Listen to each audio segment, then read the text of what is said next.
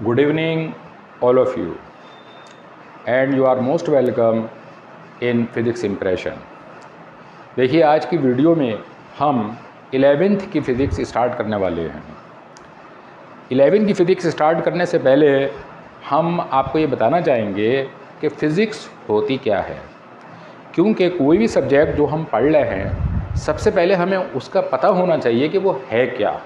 Basically होता क्या है कि बच्चे फ़िज़िक्स पढ़ लेते हैं, जब उनसे हम पूछते हैं कि भाई फ़िज़िक्स क्या है तो उन्हें यही नहीं पता कि फ़िज़िक्स होती क्या है। तो सबसे पहले मैं आपको फ़िज़िक्स बताने वाला हूँ। देखिए, physics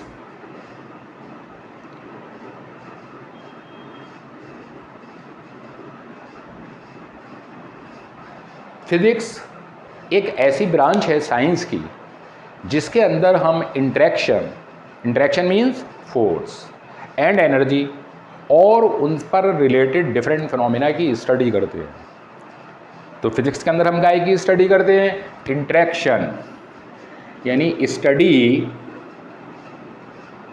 of interaction and energy and different phenomena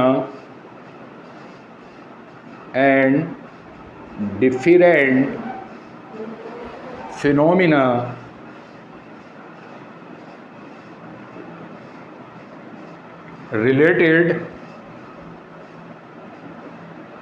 to it। भाई बात समझ में आई? फिजिक्स क्या है? साइंस की एक ऐसी ब्रांच है जिसके अंदर हम इंटरेक्शन मीन्स फोर्स। इंटरेक्शन का मतलब क्या होता है? फोर्स, यानी इंटरेक्शन को हम फोर्स कहते हैं। और दूसरी चीज़ क्या है? एनर्जी। तो फिजिक्स के अंदर हम इंटरेक्शन, एनर्जी और उससे रिलेटेड डिफरेंट फिनोमिना इनकी स्टडी करते हैं। ये चीज़ फिजिक्स कहलाती है। अब देखिए, फिजिक्स के अंदर पहली यूनिट 11th के अंदर जो है वो है physical world and measurement. Physical world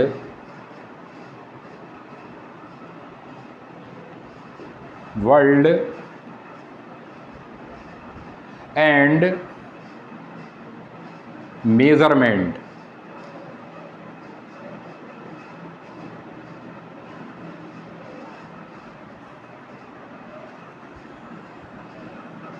देखिए, ये आपकी पहली यूनिट है। पहली यूनिट क्या है? Physical world and measurement. अब इस यूनिट के अंदर सबसे पहले जो हम ले रहे हैं वो ले रहे हैं unit and dimensions. Unit and dimension.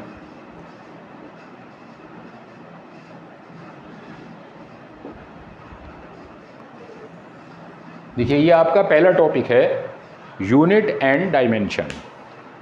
अब देखिए, यूनिट एंड डायमेंशन को समझने से पहले हम एक चीज़ समझाना चाहेंगे, फिजिकल क्वांटिटीज़। बेसिकली होता क्या है कि 11th की फ़िज़िक्स हो या 12th की फ़िज़िक्स हो, सभी में फिजिकल क्वांटिटीज़ यूज़ होता है। तो सबसे पहले हमें ये समझना चाहिए कि फिजिकल क्वांटिटीज़ होती क्या हैं। देखिए, अब हम आपको बता रहे हैं फिजिकल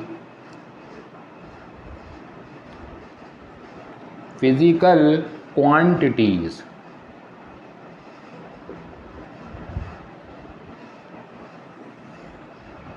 देखिए, फिजिकल क्वांटिटीज़ क्या होती हैं? फिजिकल क्वांटिटीज़ हम उन्हें कहते हैं जिनका मेज़रमेंट पॉसिबल हो, यानी कि जिन क्वांटिटीज़ को हम मेज़र कर सकते हैं, नाप सकते हैं, वो फिजिकल क्वांटिटीज़ कहलाती हैं। तो फिजिकल क्वांटिटीज़ क्या हैं? Whose measurement is possible, whose measurement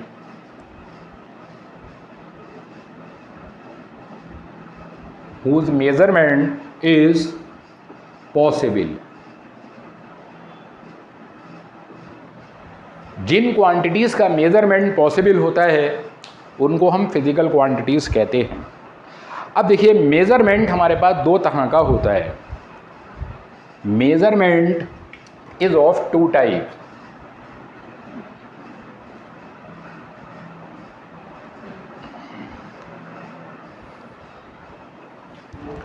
देखिए मेजरमेंट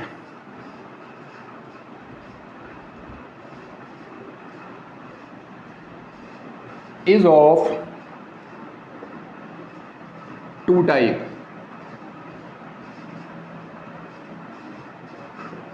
मेजरमेंट दो तरह का होता है, डायरेक्ट मेजरमेंट, इनडायरेक्ट मेजरमेंट।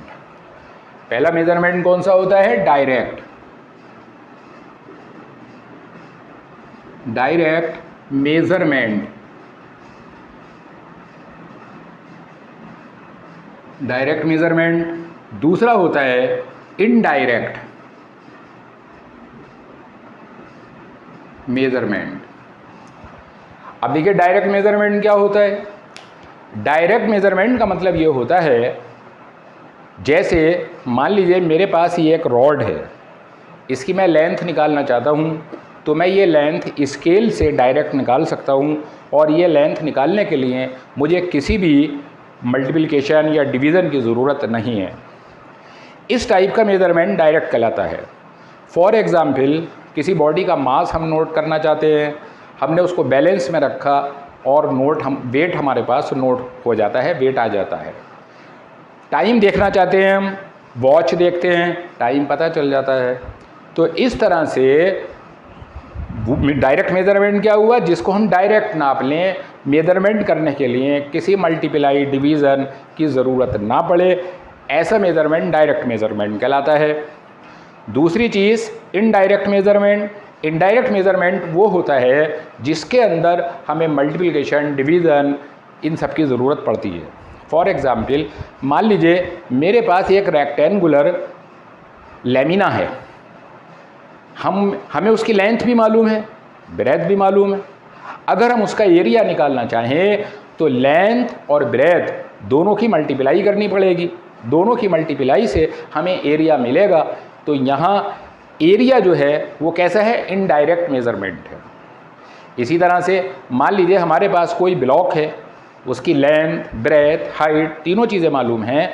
अगर हम उसका वॉल्यूम निकालना चाहते हैं तो लेंथ, ब्रेथ, हाइट तीनों की मल्टीप्लाई करनी पड़ेगी, तो हमें वॉल्यूम मिलेगा।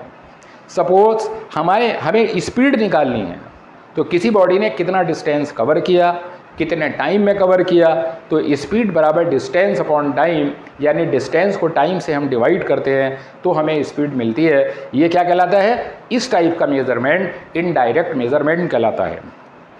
तो भाई बात समझ में आई। डायरेक्ट मेजरमेंट जहाँ हम डायरेक्ट कर लेते हैं, किसी मल्टीप्लाई या डिवीज़न की ज़रूरत नहीं होती। इनडायरेक्ट मेजरमेंट जहाँ हमें मल्टीप्लाई या डिवीज़न की ज़रूरत पड़ती है, वो इनडायरेक्ट मेजरमेंट कहलाता है। तो मेजरमेंट के बेस पर फिजिकल क्वांटिटीज़ को हम दो पार्ट्स में डिवाइड करते हैं।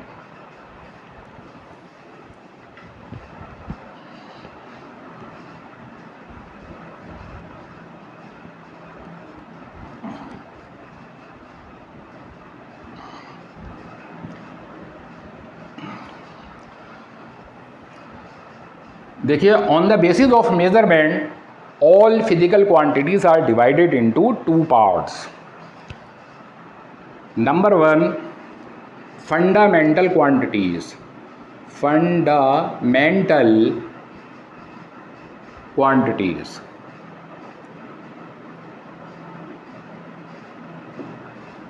Number two, derived quantities.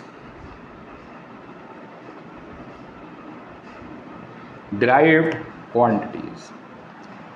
तो इसका मतलब क्या हुआ कि मेज़रमेंट के बेस पर हम सारी फिजिकल क्वांटिटीज़ को दो पार्ट्स में डिवाइड करते हैं, फंडामेंटल क्वांटिटीज़, डिराइव्ड क्वांटिटीज़। अब फंडामेंटल क्वांटिटीज़ क्या होती हैं? फंडामेंटल क्वांटिटीज़ वो होती हैं जिनको हम डायरेक्ट मेज़र कर लेते हैं। तो फंडामेंटल क्वांटिटीज़ क्या हैं? Direct measurement, direct measurement.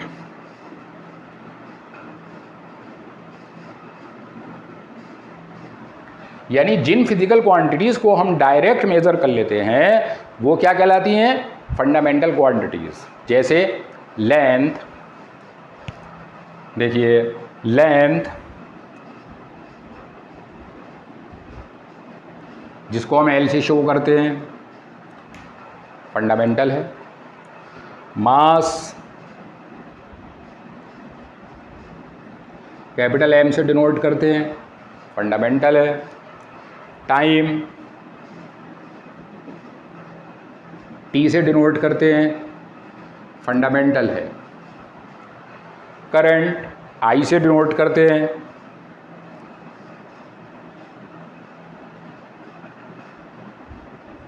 इसको हम A से डिनोट करते हैं, करंट को A से डिनोट करते हैं। तो इसका मतलब क्या है, करंट फंडामेंटल क्वांटिटी है। टेम्परेचर,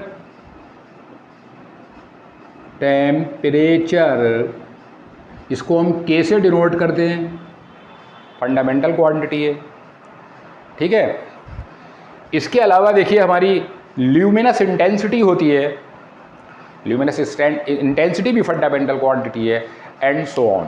तो इस तरह से जिन फिजिकल क्वांटिटीज़ को हम डायरेक्ट मेज़र कर सकते हैं वो क्या कहलाती है, फंडामेंटल क्वांटिटीज़ कहलाती है।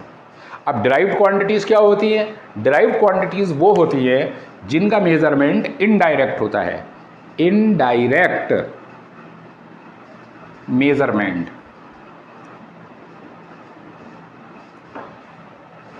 या हम यूं कह सकते हैं कि डिराइव्ड क्वांटिटीज़ वो हैं जो दो या दो से ज़्यादा फंडामेंटल क्वांटिटीज़ के प्रोडक्ट से, डिवीज़न से मिलती हैं, वो क्या कहलाती हैं, डिराइव्ड क्वांटिटीज़ कहलाती हैं।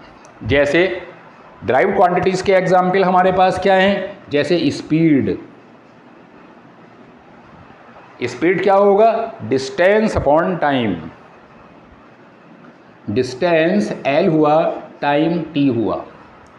तो डिस्टेंस एक प्रकार की लेंथ है, टाइम फंडामेंटल, डिस्टेंस फंडामेंटल। तो दो फंडामेंटल क्वांटिटी के डिवीज़न से हमें स्पीड मिल रही है। इसी तरह से एरिया, एरिया बराबर होता है लेंथ इनटू ब्रेथ। क्या हुआ, लेंथ भी L है, ब्रेथ भी L है, दिस इज L स्क्वायर। ठीक है। तो इसका मतलब क्या है, एरिया डिराइव्ड क्वांटिटी है। इसी तरह से हमारे पास होता है फोर्स। फोर्स बराबर होता है मास इनटू एक्सीलरेशन। अब देखिए मास क्या है, फंडामेंटल क्वांटिटी है m, और एक्सीलरेशन क्या होता है, change in velocity upon time, delta v upon delta t। अब देखिए मास फंडामेंटल, टाइम फंडामेंटल। अब चेंज इन वेलोसिटी को हम लिख सकते हैं डिस्प्लेसमेंट अपॉन टाइम। इसका मतलब क्या हुआ, मास इनटू डिस्प्लेसमेंट अपॉन नीचे टाइम का स्क्वायर हो जाएगा।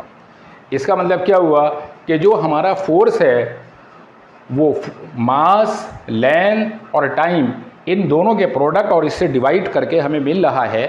इसका मतलब क्या है कि ये डिराइव्ड क्वांटिटी है।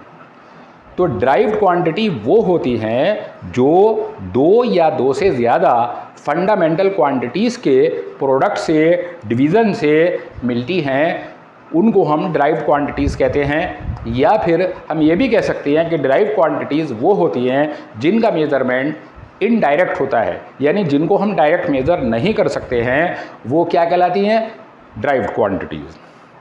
अब देखिए हम ये बताना चाहेंगे कि ये जो क्लासिफिकेशन है फंडामेंटल और डिराइव्ड क्वांटिटीज़ के बीच, ये अपने आप में एक रिजिड क्लासिफिकेशन नहीं है।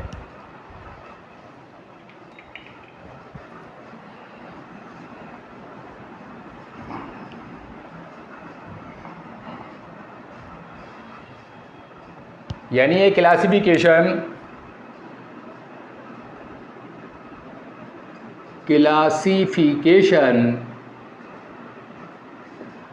between fundamental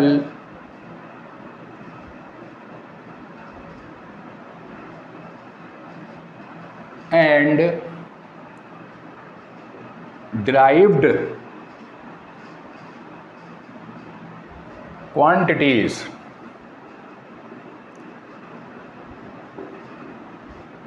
is not a rigid classification।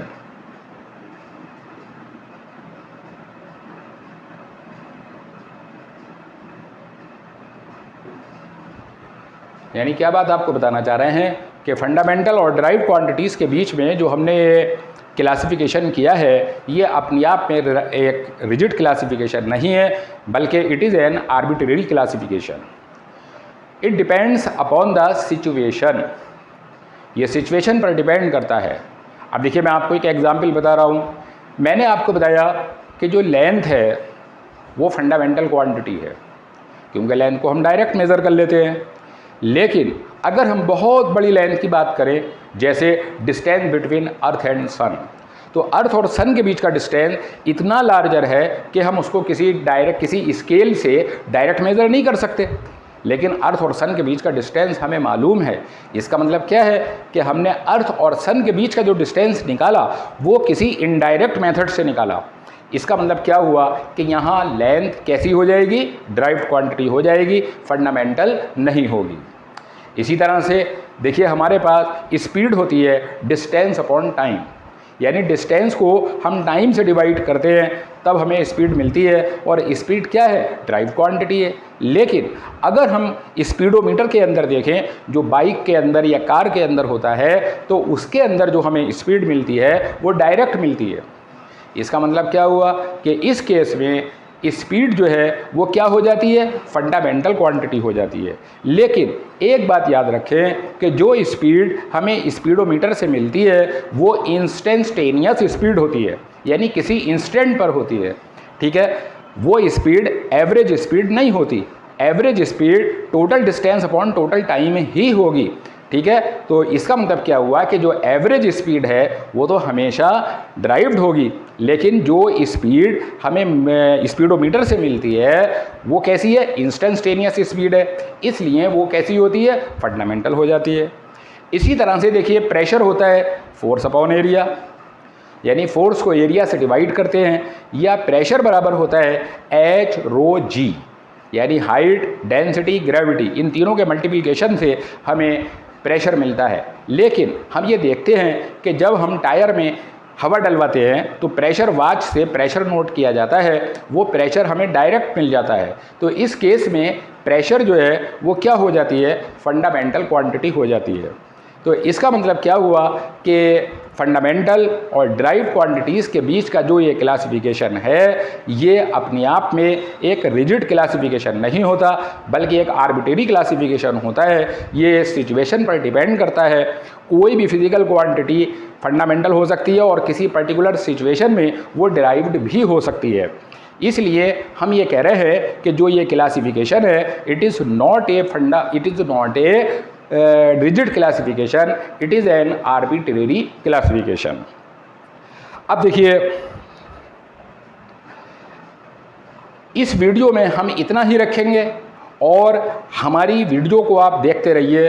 तो ये हम एकेडमिक और कंपटीशन दोनों लेवल पर पढ़ाएंगे, यानी आपको एकेडमिक भी मिलेगा, कंपटीशन भी मिलेगा और साथ में एक्सपेरिमेंट भी मिलेंगे। तो वीडियो को लाइक, चैनल को सब्सक्राइब ज़रूर करें। Thank you.